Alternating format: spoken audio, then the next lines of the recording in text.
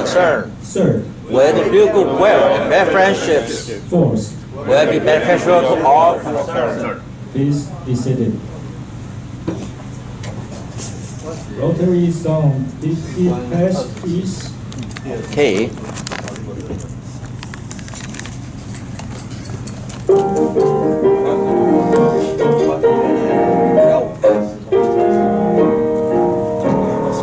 R-O-T-A-R-Y,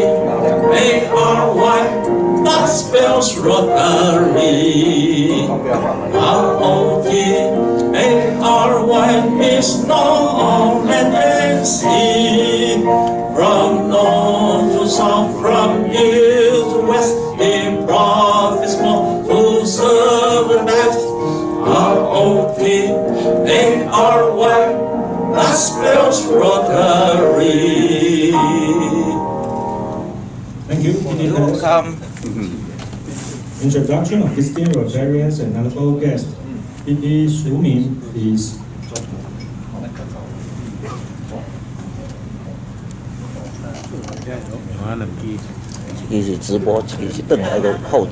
Good afternoon. 保证不会失败。 Let me introduce today's speaker, Sean J. Today's speaker. Then we have Grace, Lou's friend, and Jennifer, Oakley's spouse. Thank you. Thank you, PP Su Min. President's time. Good afternoon. I don't know how many weights you put on, but I've put on like 2 kilograms on me during this practice. Oh my God. Yeah, wish you all have a wonderful the Year of Tiger. And for the past 2 weeks, on January 25th, thank CPA, he went to Tianjin Hospital to discuss with them where should we put our logo on the wheelchair. I know it sounds like a small problem, but we've spent like 1 month to back and forth, so CPA decided to go by himself. And also thank for Anne, she went as well. So finally this week we can make the final decision and make it realized. And next is on the same day, we thank for PP Simon and Rotarian Bravo. We went visit Robert at his office, and then now he's officially our new member, though he's not here today. Because he just started his new job in Zhanghua, but I hopefully we can see him more often at our formal meeting. And on 大年初一, thank Joey and PP Steele join with me to attend our district 团拜. And yeah, also we took a group picture, all with masks. Thank you. And then this week, on Tuesday, we still have our regular badminton practice. And I don't know why we just lost once last week. Last week we didn't have practice. Yeah, we didn't have practice, but I couldn't touch the ball at all. Like I lose all my skill. I learned from our coach. So hopefully I can pick it up soon. And I heard from Tim that he felt really tired on that day, on Tuesday. So yeah, join us to lose some weight. It's so my part of this week. Thank you. Secretary's time. First of all is about second out team. The group leader, please give a brief for us. Hello everyone. One thing about the second outing to Bangkok, it seems not so many people can go. Maybe the pandemic of COVID or something else. So far, there are only 8 members registered. So the board just decided to cancel the Bangkok trip. And we will still looking for what we can do next for the second outing. Thank you. Thank you, team. I know it's a pity that we cannot go to Penghu this season, but maybe this year later or yeah. But we will arrange another second outing plan, probably a one-day trip. So just for your information, thank you. February board meeting will take place on February 17th. All board members, please reserve your time to attend. Program, speaker introduction. Min, please.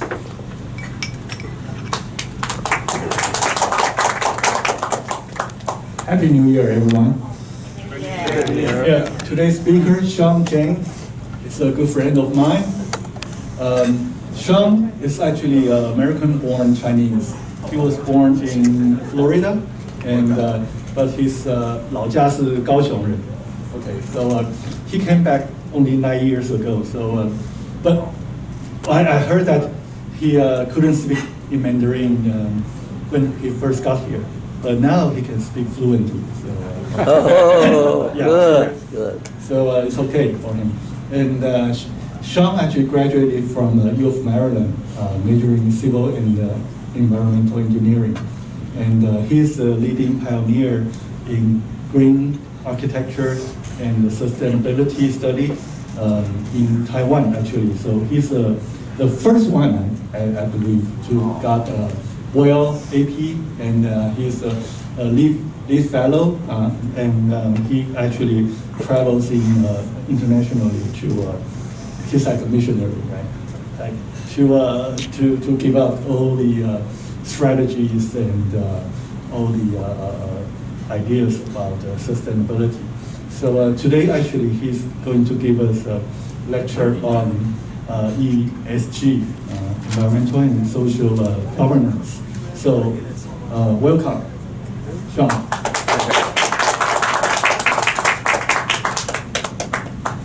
Hi everyone, so happy to be here. Stand here? Stand here? Over here? Everywhere? Great. So today I'm really happy to share with you my passion. I have been working in this green building industry for a very long time.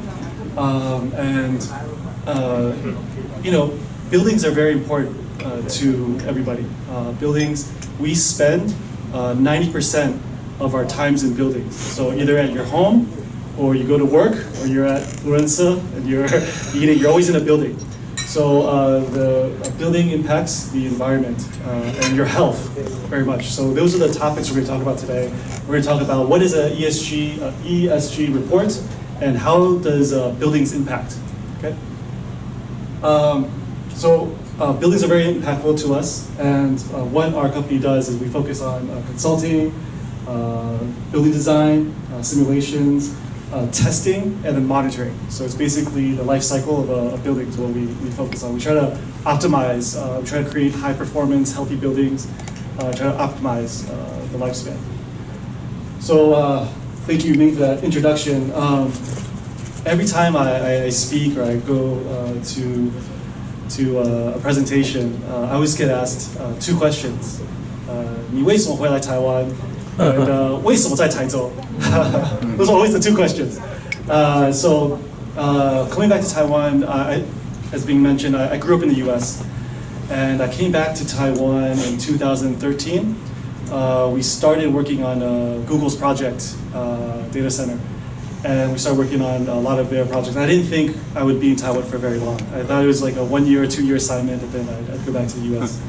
But then I just kept explaining the importance of sustainability, and slowly there were more and more people that understood and joined this joined this mission I'm trying to do.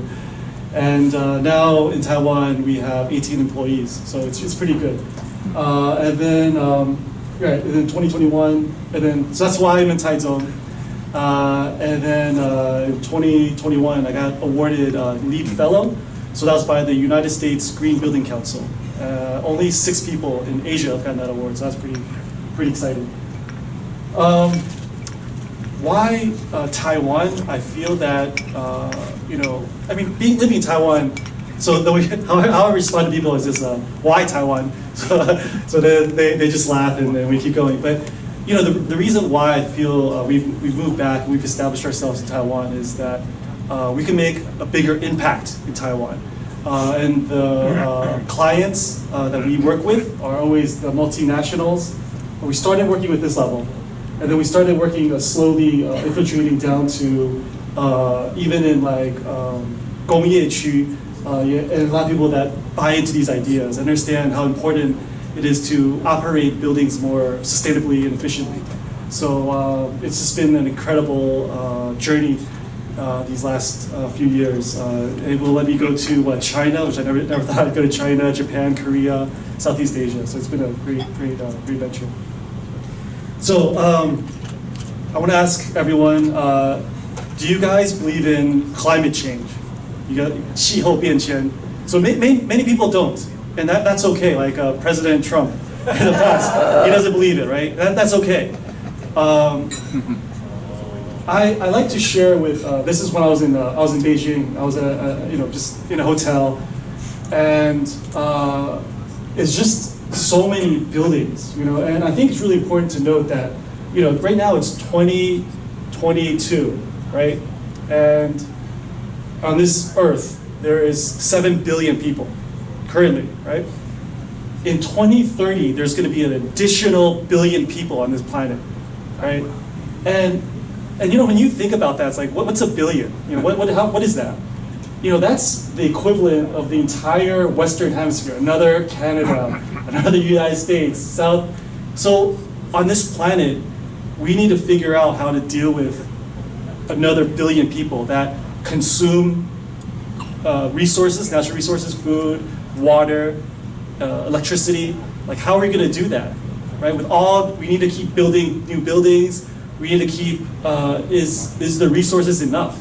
Like last year, Taiwan, we had a shortage of water, we had a shortage of electricity, and then like it passed and everyone forgot.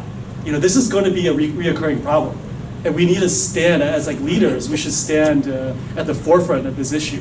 So that's why I always feel that sustainable buildings, ESG. I love ESG. I think it's just a great reporting tool to get help everybody. So what is ESG, right? ESG, the last 2 to 3 years, become very popular. So before ESG, it's called CSR, Corporate Sustainable Reports, right? So CSR, a lot of companies issue CSR reports. A lot of companies now issue ESG. And that's what they're saying, right? So 2030, 1 billion people on this planet, they call it a critical decade to climate change. One thing you guys have to leave today knowing one thing. There's a difference between climate and there's a difference between temperature. Okay, so climate is 气候, temperature is 温度嘛. So every day, 温度会 change, right? It's cold in the morning and then it gets warm. Change by maybe 10 degrees Celsius. But the Earth, 气候, if it changes by like 5 degrees Celsius, it'll be a block of ice. It'll be uninhabitable. You can't live on Earth if it changes by 5 degrees Celsius. So please don't confuse the two. That's the problem with the general public. Everyone's like, oh, there's no climate change because it's warm today. That's not what we're talking about. When we talk about climate change, we're talking about 30 years. So we look at Earth's temperature for the last 30 years, and it only changes by 1 degree Celsius. We're worried that in 2030, it's going to change another degree Celsius higher. So is it possible that Taiwan will always be 4 degrees Celsius? It could be. 45 degrees Celsius, it could be. So we all need to work together to think about that. But so, me working in this industry 22 years, I always, I'm an engineer by trade, but I'm an environmentalist, by heart. And I always go, talk to a lot of, 企业主 and all project managers and explain how important it is. But it's hard for them to understand. And, they're like, the environment's fine. But now, the last 2 years, this guy, Larry think, you should Google him. He's the CEO of BlackRock. He's a huge financial, like Goldman Sachs. It's like investment, right? It has to do with money. So he's now saying that companies need to do sustainable ESG. They have to do sustainability disclosures instead of waiting for it to be regulation. This is another really key point, you know? Like when I first came back to Taiwan, talking about green buildings, there was really no standard, and now building regulations have increased very much. You could estimate. The building regulations are going more sustainable, and I think policy in general in Taiwan will also improve, be more strict. So this is one of the things that's gonna happen with. So right now, when you guys look at the stock market, we always look at financial disclosures. The company 会不会赚钱而已. Now it's all about non-financial disclosures. What non-financial disclosures mean? That's ESG. In short, non-financial disclosure, meaning that what is your company doing to prepare for climate change? What is your company doing? If you're not prepared for it, you might not be in business in 10 years, and thus you're not a good company to invest in. Okay, so this is what this guy is talking about. And ESG, it's just been moving very quickly. The Taipei Stock Exchange is now using ESG to evaluate companies. Okay, and it's become more rapidly a required disclosure for publicly traded. Yeah, and instead of this being a regulation, something you have to do, what's important is that this ESG is just a great framework for anybody. If you're running a company or you're doing anything, small company, my small company, we're doing ESG, right? Because I want to evaluate, I want to think about how we're going to grow in the future. And this is what a sustainability report, talks about, right? This is what everybody in Taiwan, English, the first English is cost down, right? Everyone talking to people in Zhongwen, and then they say, we have to cost down, right? Because that's what you need to do, right? And that's fine, that's important. But that's for today, that's for now. But for your stockholders, for your investors, they want to know what you're going to do in the future. For your employees, your board, government, press release, marketing, these are all very important strategies that you can implement for your company's growth, okay? So this is the way we look at kind of a sustainability report: internal, external, today, and in the future, okay? And then, when you're saying sustainability reports, anyone can write a sustainability report, that's fine. But the global recognized standard is called GRI, that's the global regulatory, and they break it into 3 sectors: universal standards, kind of basically introducing your company, sectors, and then topic standards.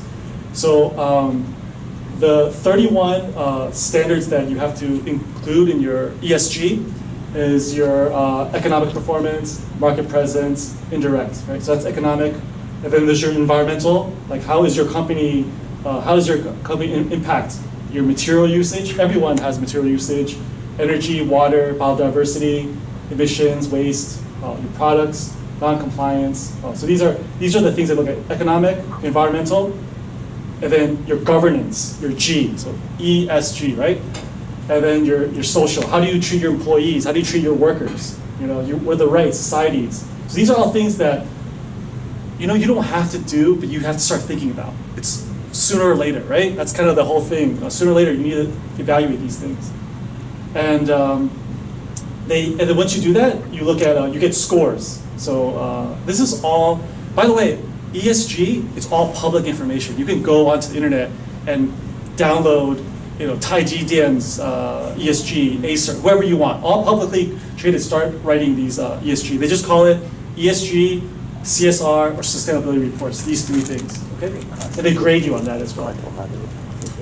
And then, why to do that, right? So it's obviously policy, a common language, flexibility, credibility, right? So these are the benefits of doing GRI standards. I just picked a random company to share with you guys. This is Taiwan Body, Thai Glass, the most Taiwanese company I could think of. And they have a ESG report. And they've been doing it for 5 years. So that's a company that I would invest in because I think they really do a good job. And this is what they've written, very clearly how they govern their company. This company has thought about long-term future, what they're going to do in the next few years.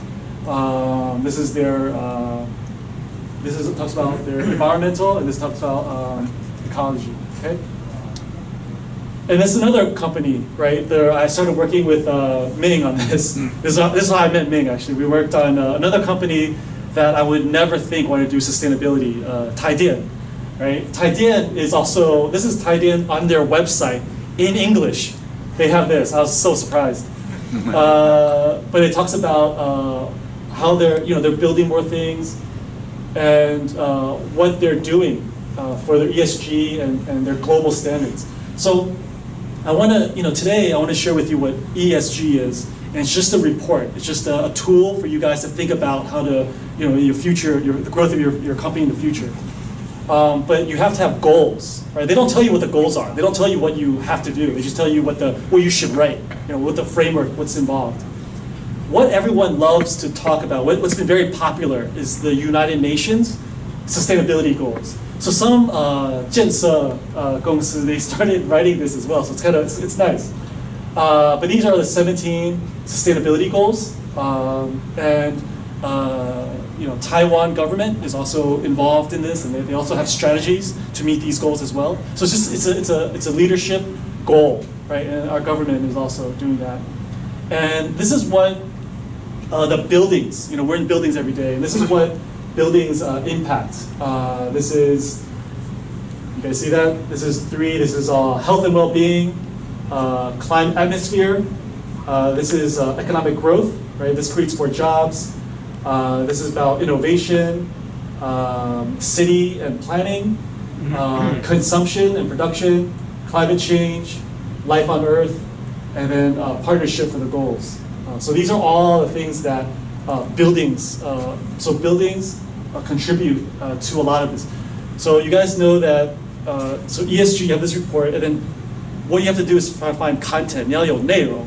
So these are all what buildings impact. So that's a lot of stuff with environments. And this is another platform. So I was mentioning to you guys before that the Taiwan Stock Exchange, the government, they started doing this as a requirement, right? So there's a platform. You just go, it's free. You go on there. You can start searching what are the rankings for companies. And I did the first page, so there's 400. It keeps going down. But TSMC, Acer, Delta, Fubon. So these 2 are my clients. These are who I work with the most. And this is they have a lot of internal goals, and their strategy is trying to make their banks, all their buildings, more healthy, environmentally friendly. So these are everyone that's doing that. And this is also very interesting as well. President Tsai has committed to be a net zero country in 2050. And she's also committed to doing greenhouse gas emissions. So slowly, these are all going to be regulations that's going to be enforced. Okay, so, and then I was talking about Yu-san and Kathy. For Kathy, we've done close to 20 projects. They've got another project on Taiwan Dadao and Wenxinglu. It's going to be another huge project in Taichung. It's going to be a shopping mall, hotel, office. And this is Yushan Yinghang.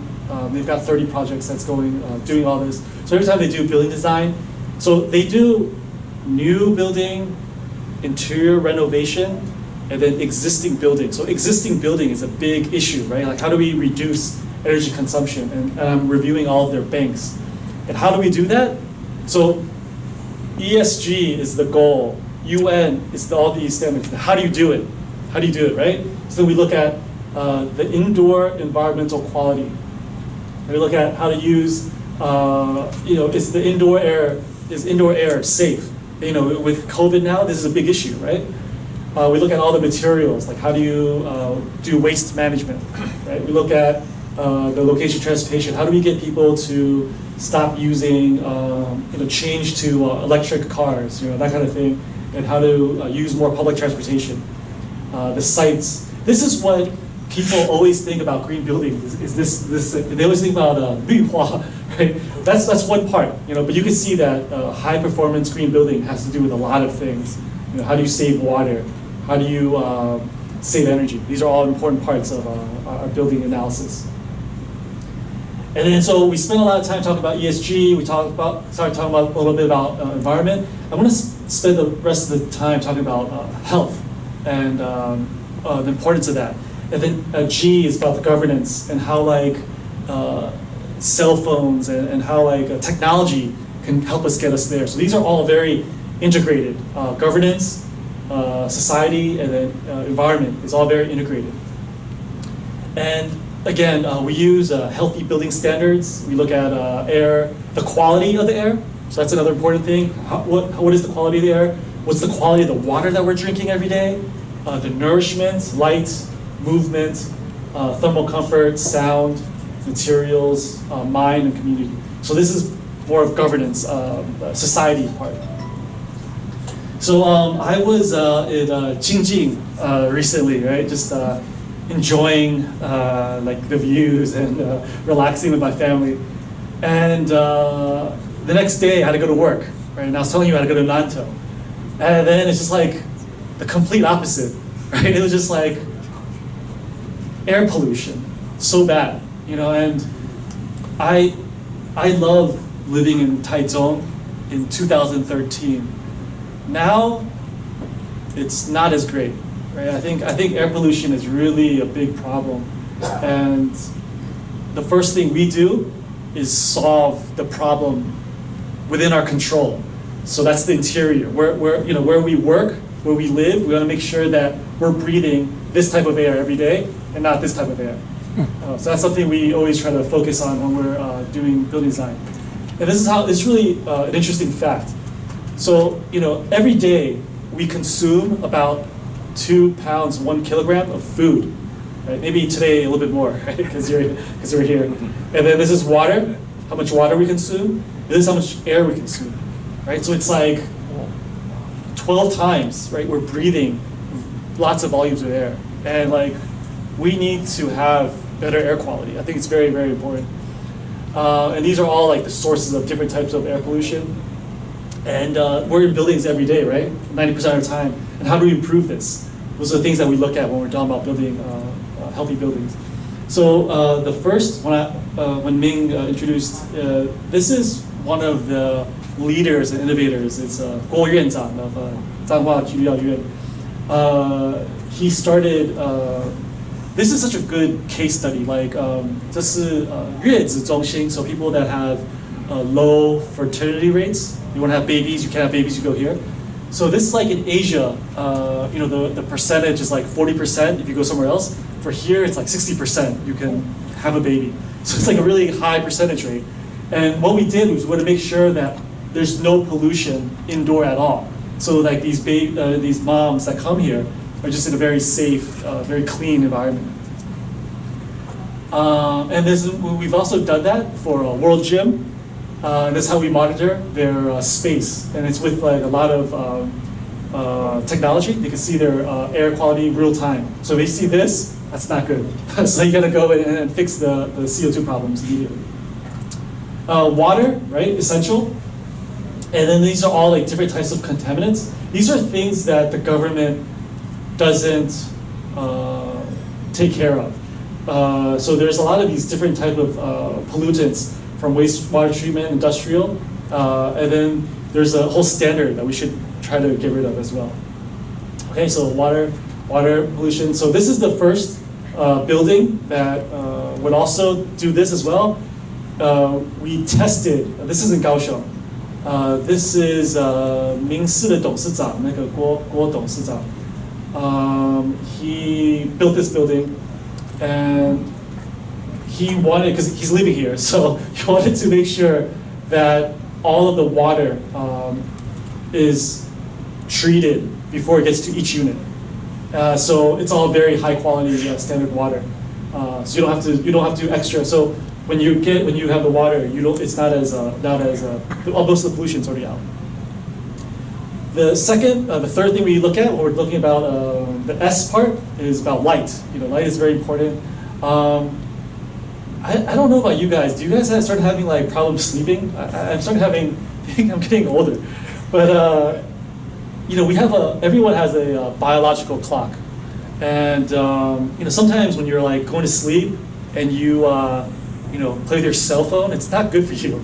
You should. It really messes up your melatonin, and like your sleep habits is not really good. So what we try to do is try to design spaces that meet your biological clock. So this is Google's space in Taipei 101. That was a project I did in Japan. And that's all of, they focused their design on circadian lighting design. And it was this is like the new way of doing design, to do healthy buildings, the ones that mimic your biological clock. When do you need the most light and when you don't need light? These are really important. The next category is thermal comfort.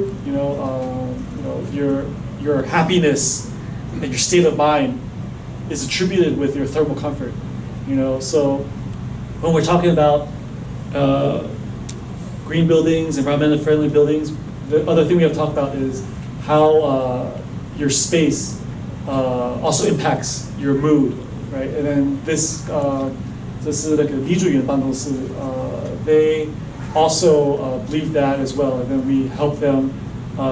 This is a very interesting case. So they have about 60 employees, and when I first started testing their space, the thermal comfort was always off. It was not meeting the standard. And we checked their HVAC, and it was blocked. Like there was no air coming down, and we started taking pictures. We showed them, and I asked them like, how often do you clean and maintain your system? He was like, never. And I was like, I couldn't believe that.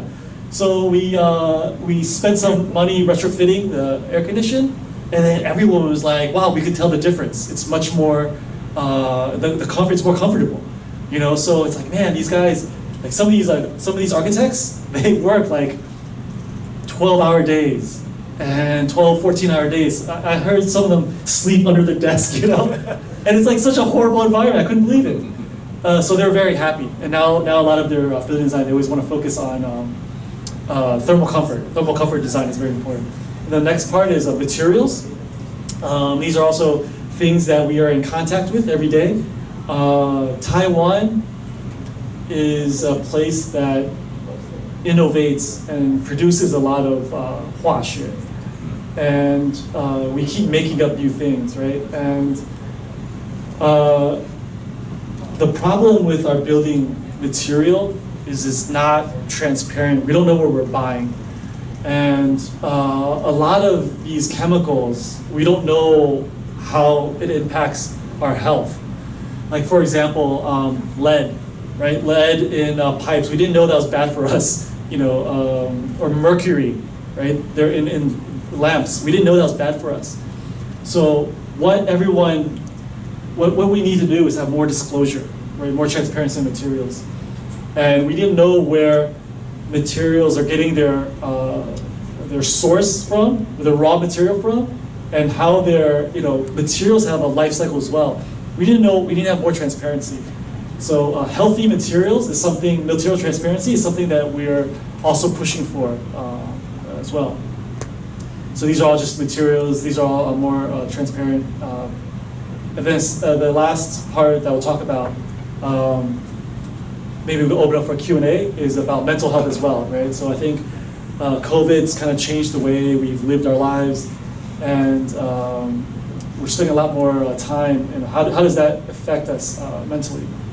And I think it's all very important. So in buildings, we do a lot of biofluid design as well.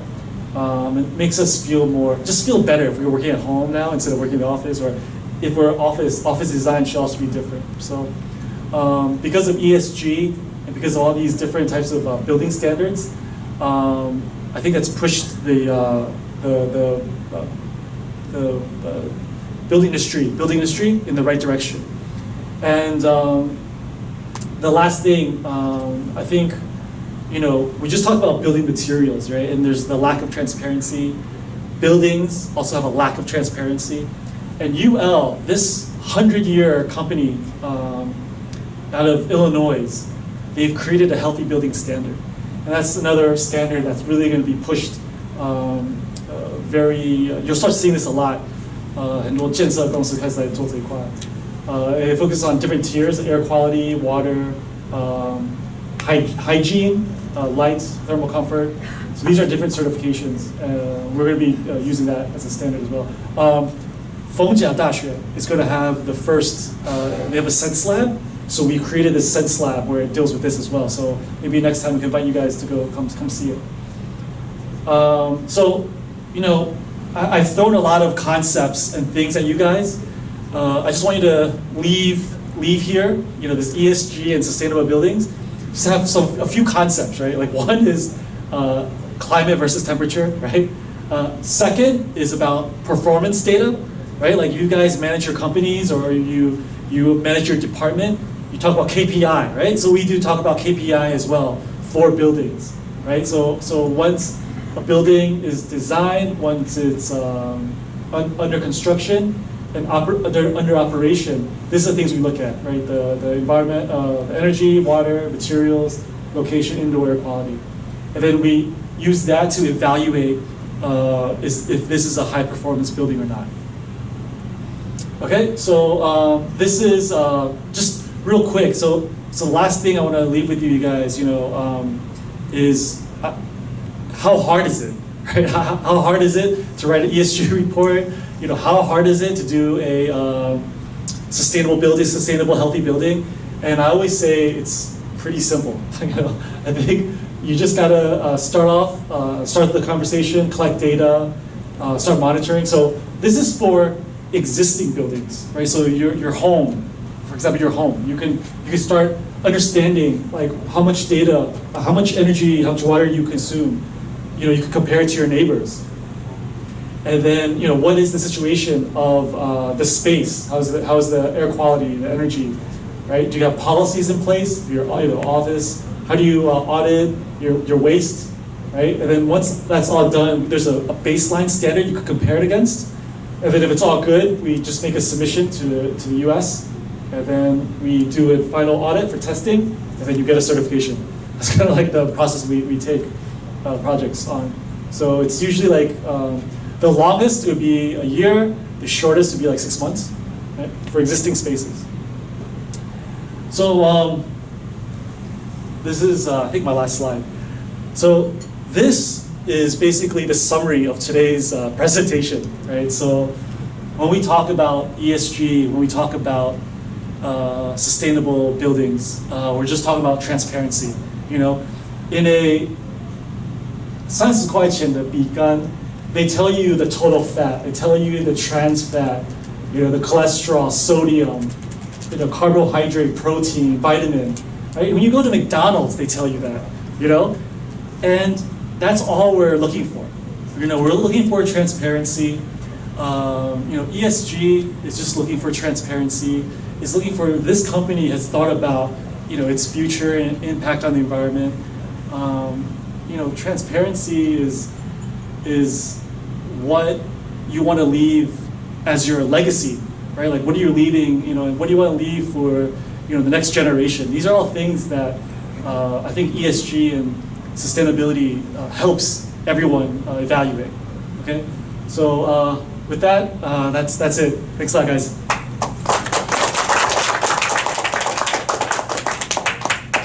Sean, thank you. And is there any question for Sean? Sean, I have one question. With your experiences, for a regular company, what's the easiest or the most affordable way to achieve for the ESG, and what's the most difficult? The easiest way? There's a lot of easy ways. There are, it's just basically doing like waste audits.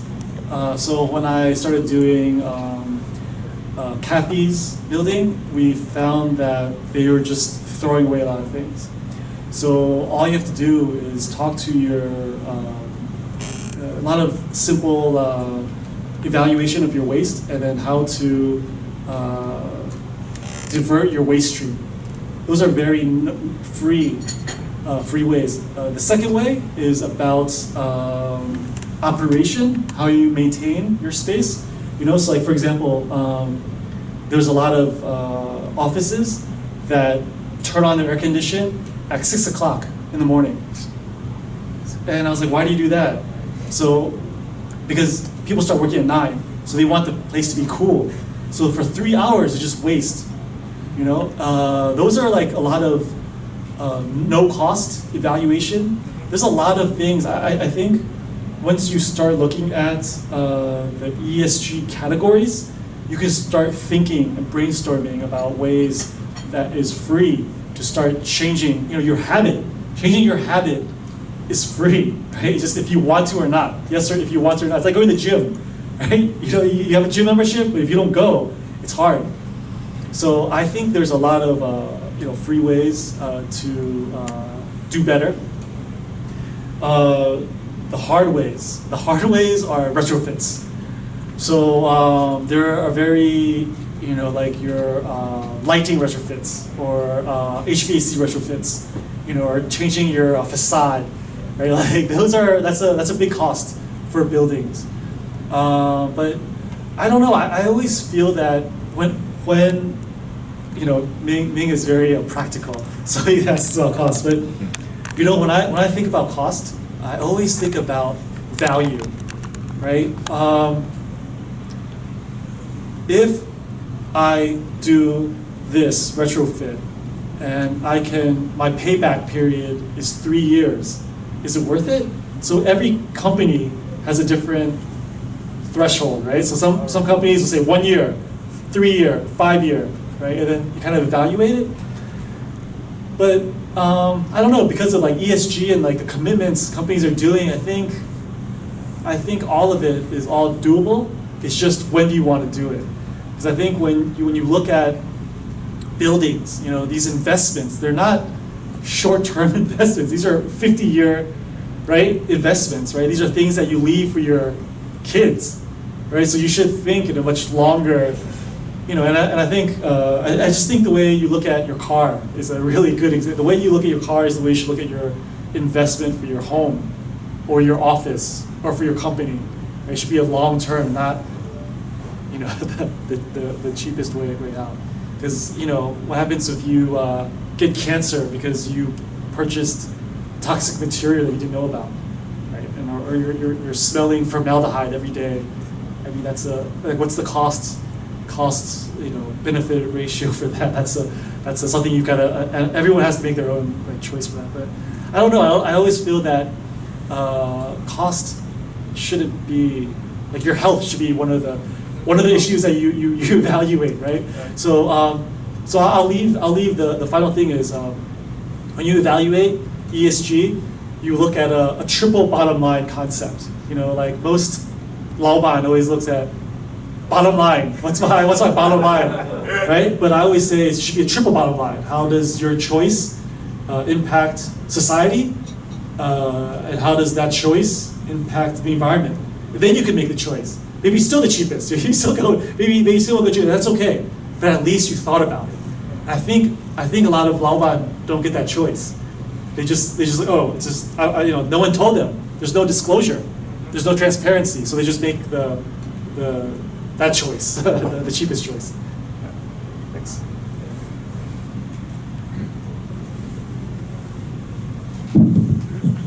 Just follow what means question. That's but how do you justify the expenditure? I think they spend.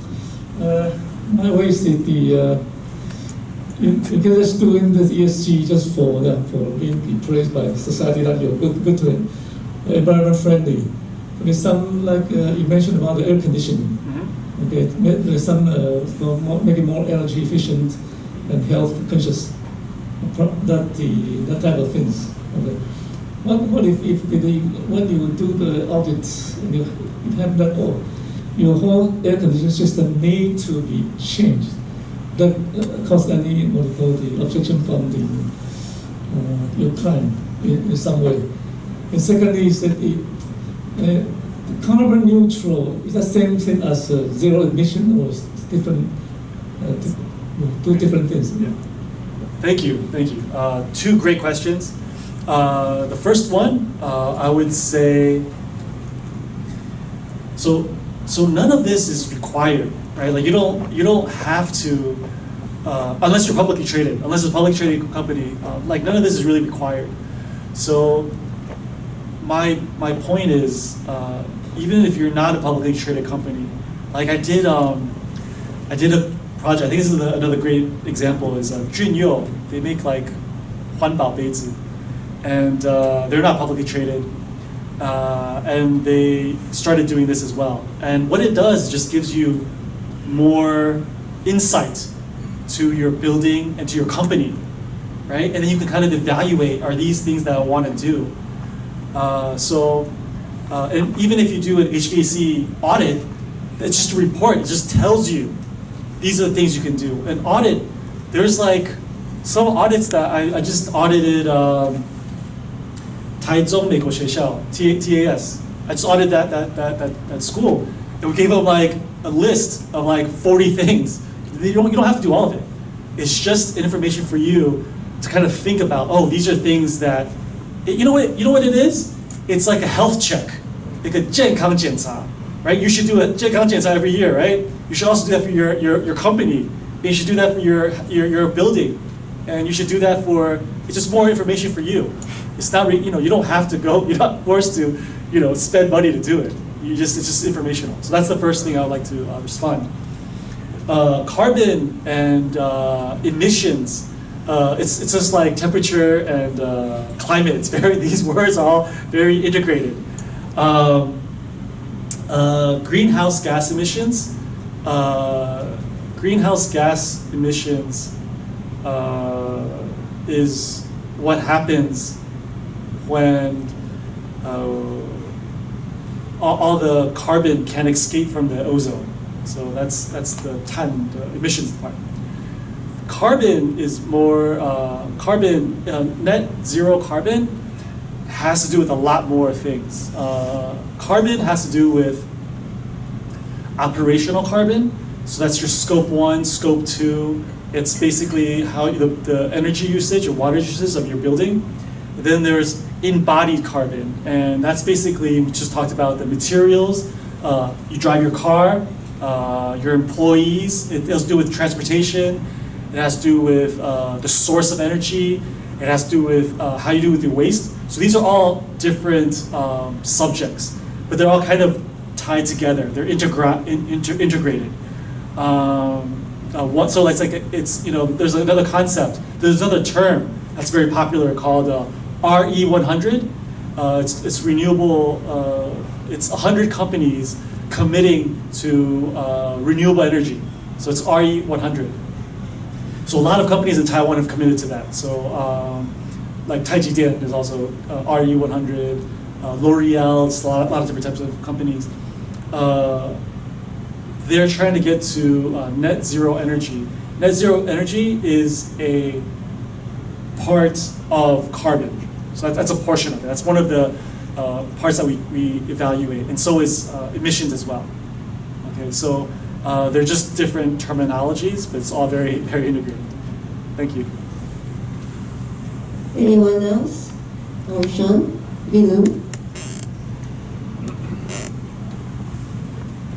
Thank you, Sean. Have you worked with this company called, I think it's called Midwest? It's founded by Arthur. Oh, yeah. And they do a lot of, I think you graduated from architecture too, and they're doing a lot of building materials, basically from recycled plastics. What do you think of products or ideas like that? Because from what I heard is they also consume a lot of energy, a lot of effort in just collecting the plastics and what's the process, what's the word of remaking them into products? Yeah, thank you. That's another one. I'm a big fan. I met Arthur once at like a seminar, But I'm always a big fan. Anytime, I'm a big fan of anyone that makes waste into something useful. So like Adidas, Adidas now, they've been making a big push they collect waste from the ocean, the plastic bottles, and they make, shoe bottoms out of it, right? And your question is the same question: is solar panels, sustainable? That's the same question, right? Because at the end of the day, right, it's waste. I say that because we are on a roadmap to 2050, right? We're on a roadmap. And we can't be from here to 2050, all of a sudden the technology isn't there yet. So everyone is trying their best, and that's all you can ask for. So I always applaud any company that can reduce our raw material usage. So whatever they're doing, even though the manufacturing process is still pretty much similar. So it's like, for example, if you're making, what does Mini Wiz make? For example, they make a carpet. I don't know, right? Carpet needs raw material. If they're able to reduce the raw material input, that's how you reduce carbon, right? And then they take it from somewhere else to make it into that raw material and to replace it and then to make carpet. That's something I would definitely support, right? And the same thing for solar panel, because we have to stop using fossil fuel. Like there's no more, maybe not for us, but in later down the road, our kids, our grandkids, there's gonna be no more fossil fuel. What are they gonna do, right? So we have to start thinking about these renewable energy sources, either sun, either wind. We have to start using that. So I always say it's a good thing. Thanks. Any more? Maybe we save some time later after the meeting, and maybe start from us. From next meeting, we should reduce to serve meat and have more vegetables to reduce our carbon footprint. Well, thank you, Sean, for the speech today. And we prepared small gifts for you.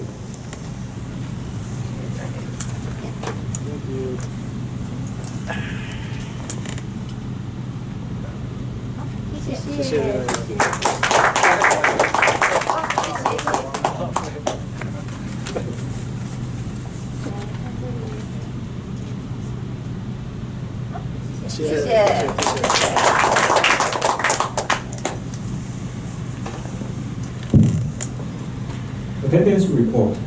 B. Joy. Attendance report, please.